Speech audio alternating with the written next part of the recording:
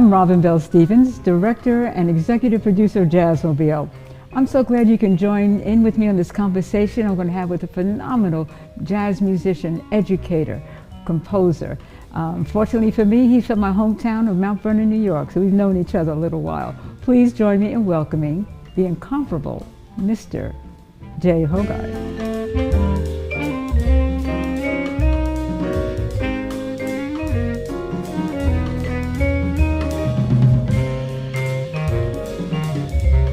Hi. My name's J.C. McCauley. I'm Naisha McCauley, and you're watching AccessTV.org.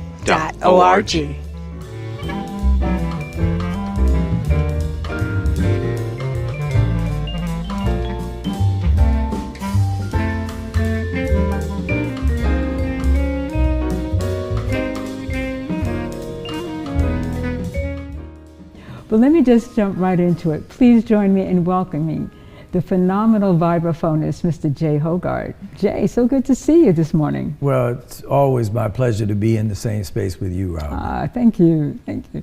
So, as I was saying earlier before the camera started to roll, you and I have known each other for a very long time, having both grown up in Mount Vernon, New York, where your dad was a senior pastor at the church. I can't remember the name. Centennial AME Zion Church. Centennial AME Zion, yes, exactly. Yeah. Now, he was actually only pastor there for a year, but we grew up in that church. He was an administrator in our denomination, in the AME Zion denomination. Then he became a bishop. Elected bishop, yeah. Very nice. But we grew up, we have deep roots in money earned in Mount Vernon.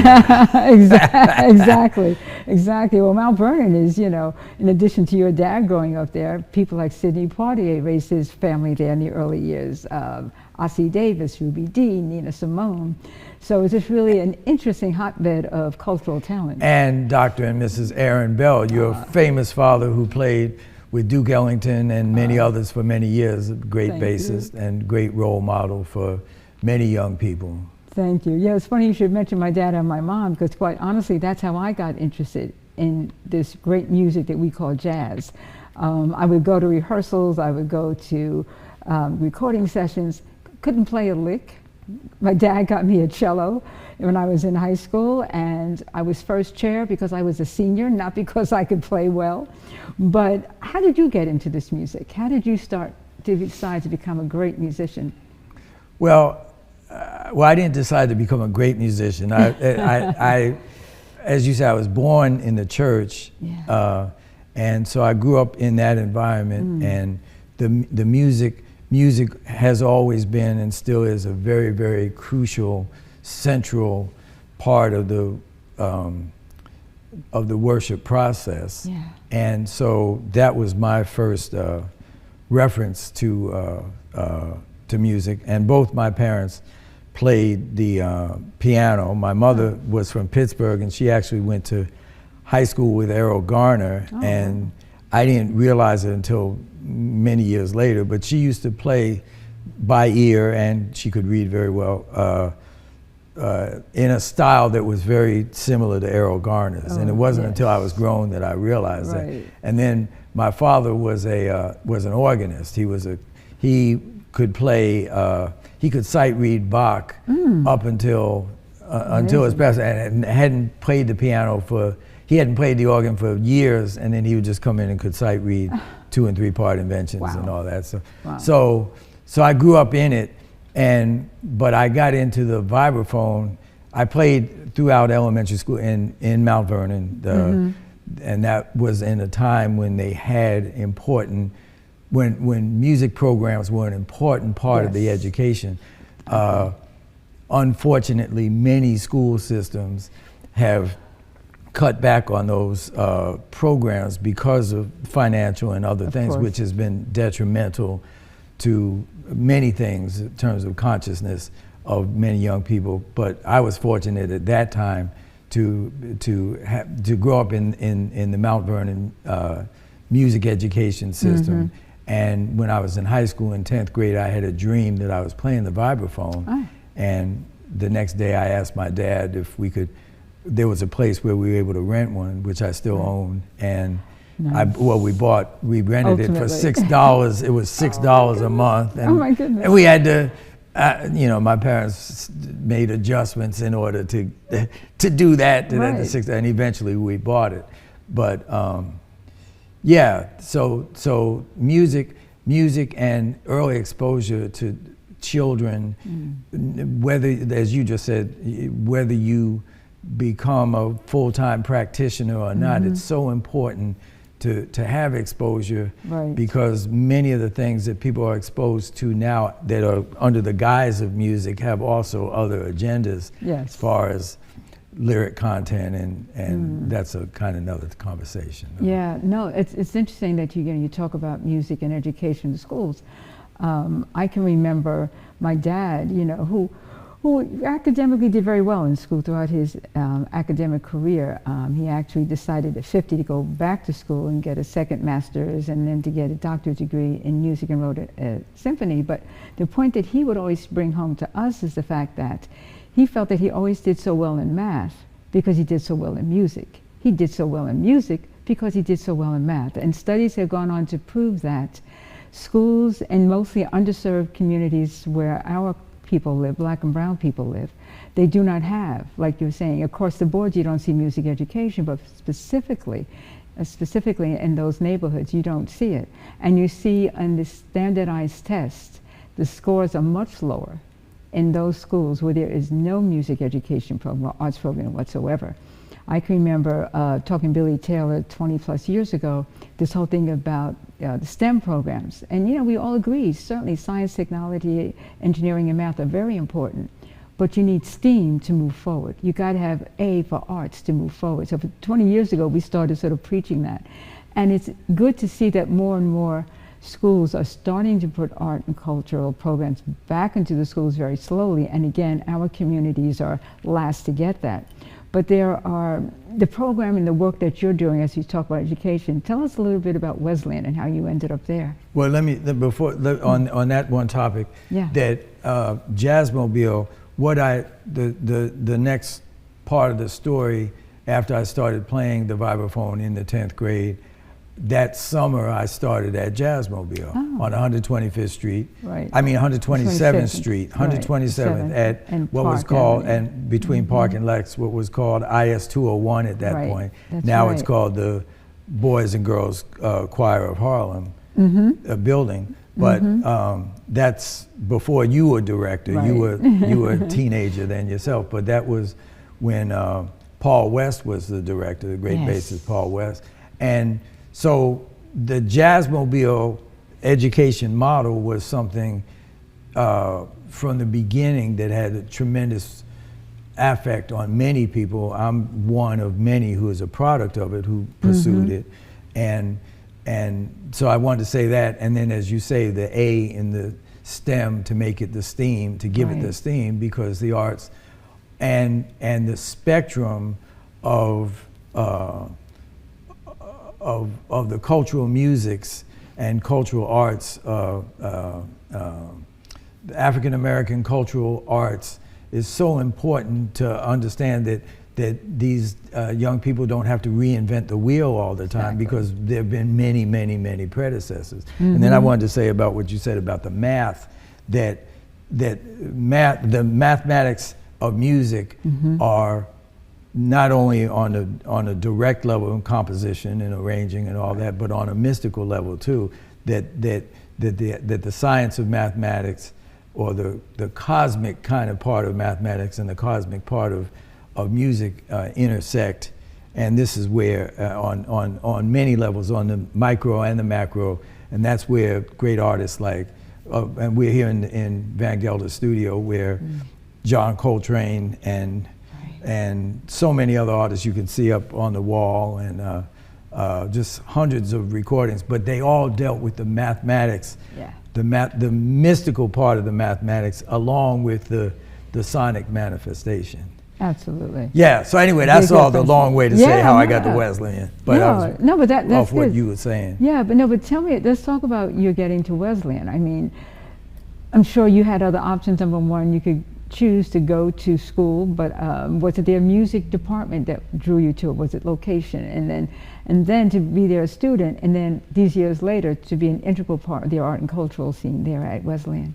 Yeah, well, I went to Wesleyan as an undergrad, and it was because of the world music program. Then there was Wesleyan's music program has always been recognized as innovative, conceptually using the discipline of ethnomusicology to how to look at music, all music, as humanly organized sound, and across cultures and across planet Earth. Yeah. And so the idea of jazz as an African American cultural tradition that's part of the American cultural experience, part of the human cultural experience, and every other classical system of Indonesia, West African, East African, but particularly West African, because we had several master West African teachers from Ghana, and that line of direct link between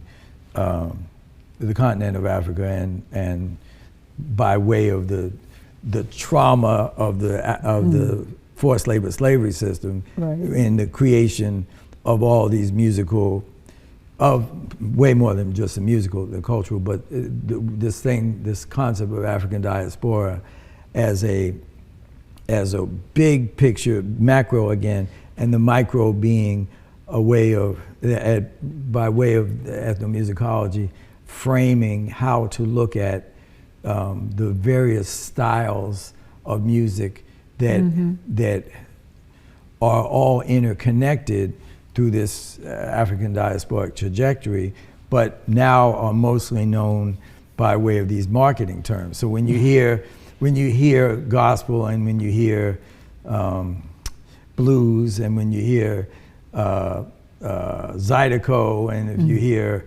all the musics from the Caribbean, right, they all, and did I say blues? All of these, and even hip hop, what we hear is hip hop, people think of them as, they exist only in this vacuum that beamed down like Sun Ra right, on a particular day, and then and then there was Jimi Hendrix. But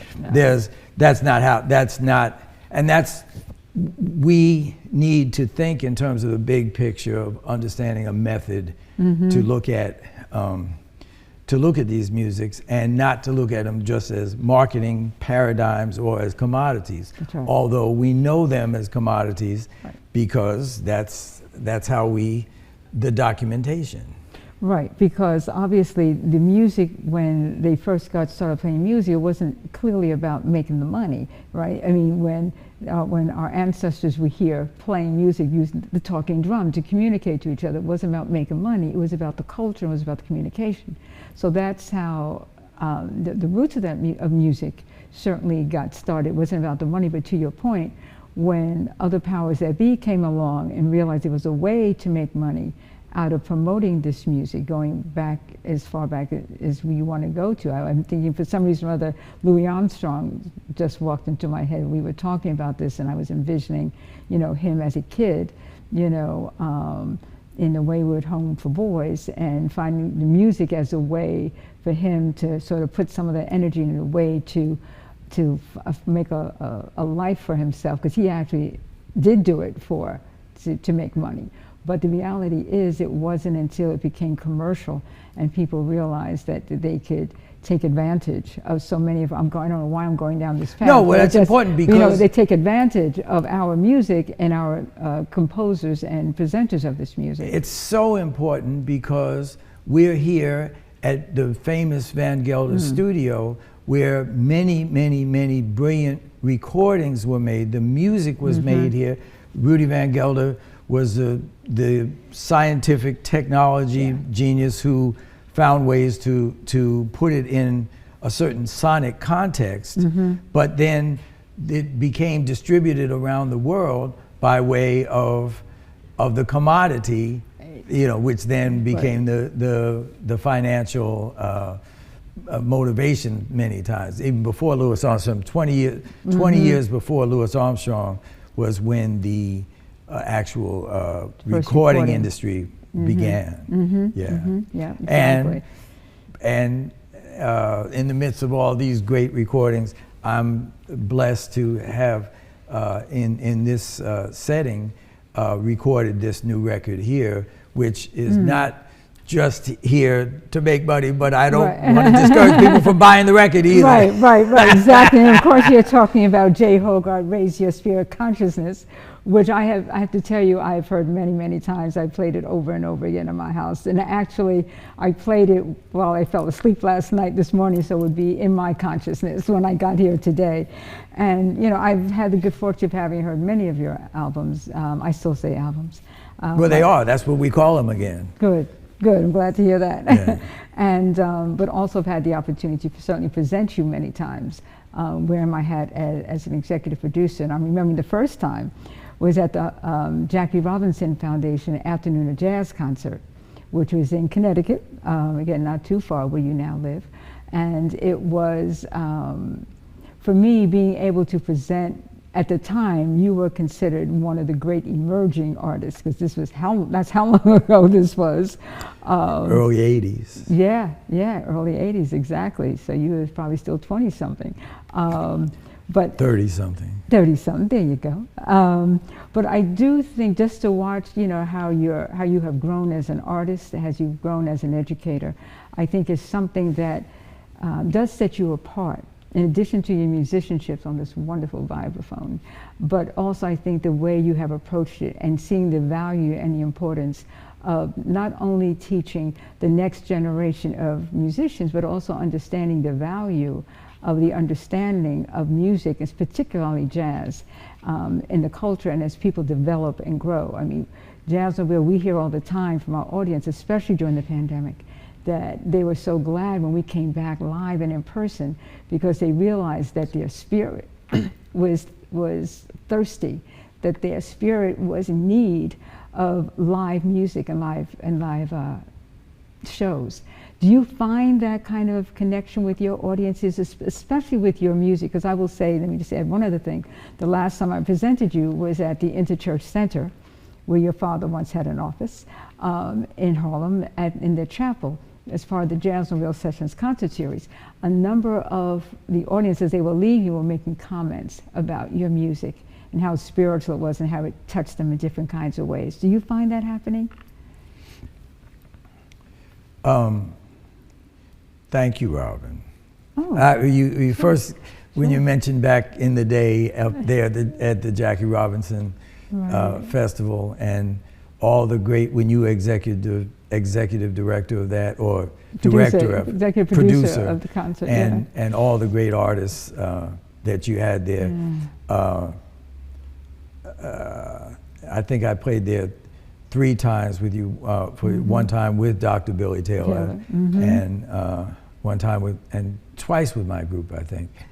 And anyway, you had I remember Aretha was on that one of those years, and this is when Aretha was still at the height of her health. Yes, she was. So you had your hands full, and I remember when you became director of Jazzmobile, it was like, oh, what a wonderful thing, because as you say, you've also always had this focus on education and focus on the wide range of the presenting. So when you present, and the thing about Jazzmobile, a lot of people know that that float, the Jazzmobile float, which has to, if there's not a Jazzmobile museum, then that float has to be at the Smithsonian or something, because everybody played on that. Everybody played on that.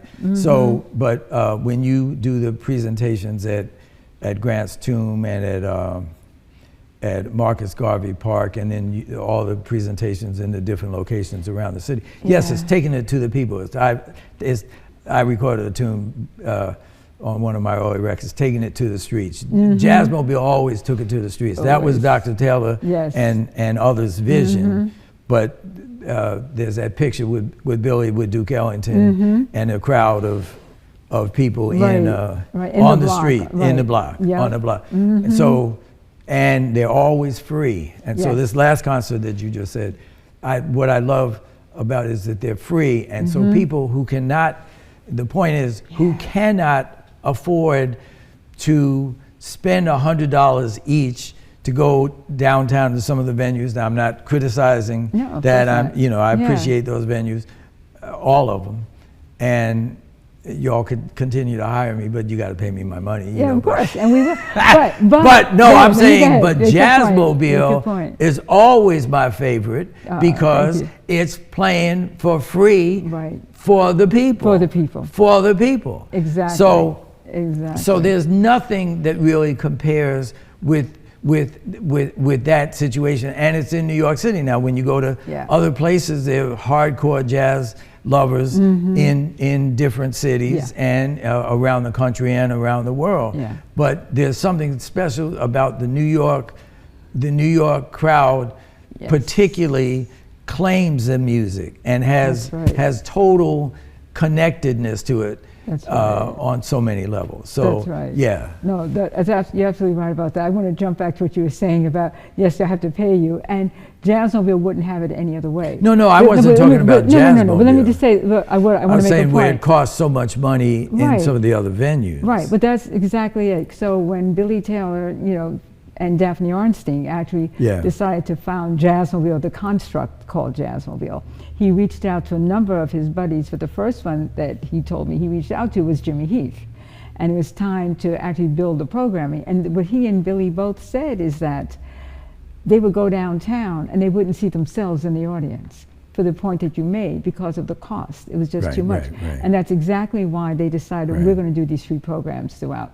But he has been quoted as saying, and it's in an interview that he once did, and we actually play it on our website every so often, he says, the music is free, but we pay the musicians. Because that was a twofold track for them. They want, because again, in the 60s, found 1964, when Jazzmobile the idea of it first came together, there were not, the jazz clubs of the 40s and 50s were all but gone. There were a few by the 60s, there were a few that were still there, but certainly not at the same level that they were. But even the ones that were there, they were more downtown than they were uptown playing jazz music. So that was why he said, we got to do this in Harlem, and it will remain free, and then it grew beyond that. But getting back to the point of the music and the community, I can remember one of our donors said to me, maybe now 15 years ago, does the model of having free programs work for Jazzmobile? Does it work? I mean, is it sustainable? And I just said, it is sustainable as long as organizations like you will support us and others, but is there a need? As long as there are people in New York, in this country, that are living at or below the poverty line and they love this music, there's going to be a need for Jazzmobile to have free programming. Do other people come other than even though we are predominantly in Harlem in underserved communities, people from all over come, literally all over the world, because we find a lot of tourists are coming up as well. But the important thing for us is to keep musicians employed and to provide the music to those who can't afford to have the music. And our mission, as you know better than most, is real simple: present, preserve, promote, and propagate America's classical music, jazz. And with artists like you, we can continue to do that. Because yes, we will pay you, but we can't pay you what they pay you downtown. And so that is a way that the musicians sometimes that's right, sometimes. but that's how the musicians give back to us too. I mean, there has never been a musician that I can think of in this moment that turned us down because, well, you're not paying me what they pay me at blank. I don't want to mention anyone's name, as this institution, so I'm not coming. They always say, when is it? If it fits in my schedule, I'll be there. So we know that what we're doing is important for the community, and we know the work that we're doing is important to the musicians because you continue to support us by saying yes. Well, but all of the musicians also understand how important the cultural connection is, and Jazzmobile provides a link that makes it easy for us to bring what we bring, and that's what. And I want to say in Hartford, I live in Connecticut. In Hartford, also we have several great organizations, and Jackie McLean, the great Jackie McLean, founded he and his wife Dolly founded the Artist Collective, and we have we have a tremendous jazz festival every year in Bushnell Park, and so there are community organizations which love this music. What we also have to do, going back to about the young people, and there are many organizations around the country that do the same thing. Absolutely. That to try to bring this music. Once the young people hear it, they love it. I've played hundreds of elementary schools and high schools, and never ever have had a situation where where children say, "Oh, I don't like that. That's boring." Now, sometimes they'll hear it on a record, or if you say, "Okay, I want you to listen to this kind of music," and they'll say, "Oh, I don't like that. I don't want to hear that." But never, when they have a physical contact in the same space, do they say anything but, "Oh, I love that," or "I enjoyed it and I'm interested in that." The point is that it has to go directly to the people. Exactly. Has to, because I mean, and recordings are good, but there's a certain distance in there that you have to open up to that, and then we can talk about how the brain neurons are shut down by certain things that are lowest common denominator, widest common denominator, to make everything again with the commodification, but it shuts the brain down. These children, many young people have certain synapses that they haven't even explored yet. Right. You know, they haven't opened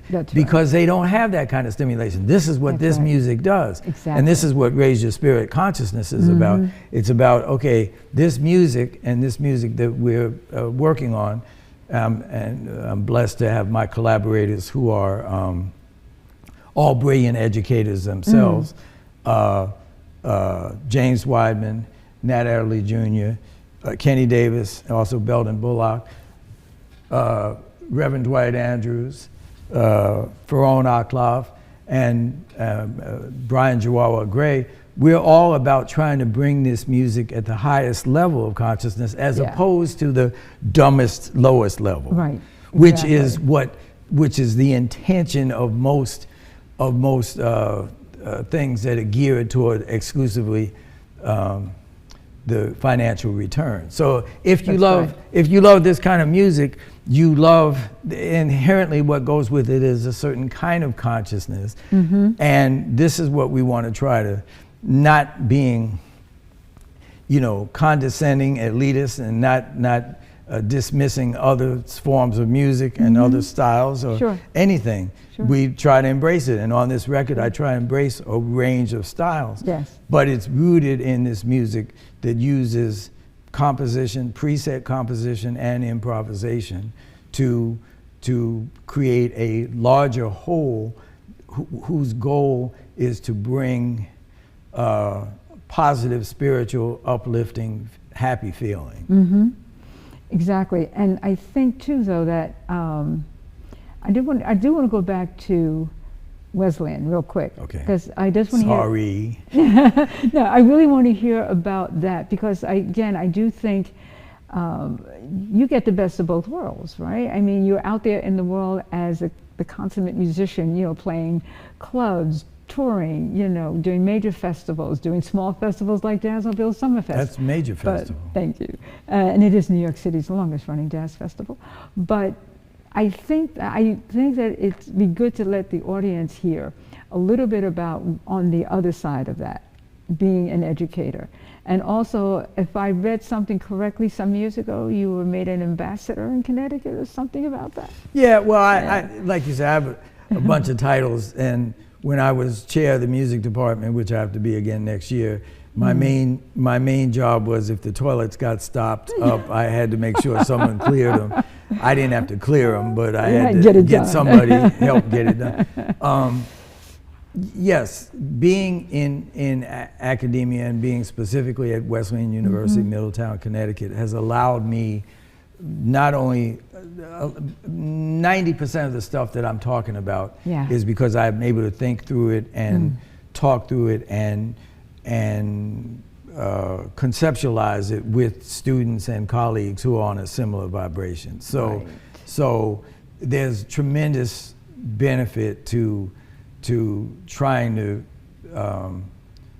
to raise your spirit consciousness, to raise your consciousness in all kinds of levels, and that's what, in theory, academia is, and academia is subsidized for that reason. Academia is not just to be something that makes money, Right, you know? right, exactly. And the reason I keep saying that today is because we're so obsessed with, okay, the bottom line of everything, which is true. I mean, Sure, that's how sure. how life operates. But Sure. at the same time, sometimes we have to step aside from that and think about, well, what are the implications of it? Now, it's a lot easier when you're not stressed that minute about how you're going to pay your rent, how you're going to pay for food, how you're going to get from here to there. Right. I agree with that. So academia for me, and Wesleyan University specifically, provided a situation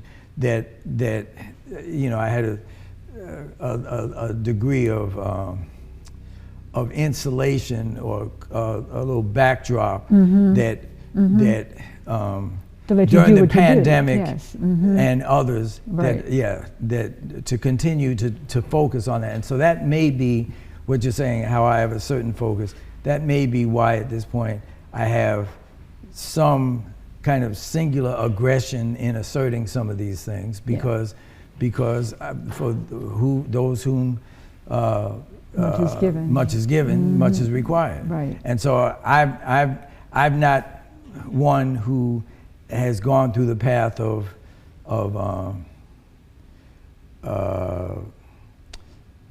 it's required that I, on two things that you brought up, the church background and then the academic background. It's required that I bring high consciousness, that I try to do my best. I mean, but that's for all of us. Right. It's for all of us. Right. But I've been blessed to have certain situations that I feel comfortable at 68 asserting the way I assert.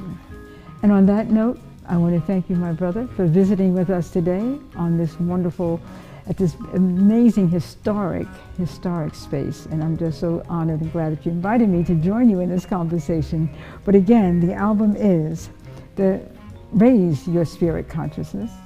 And we encourage you to support this great music that we call jazz, and help us as the maestro, Jay Hoggard, continues to keep the music playing. Thank you so much. Well, thank you, Robin. Yes, keep the music playing. This is the theme of Jazzmobile. Theme of Jazzmobile. Thank you. Amen.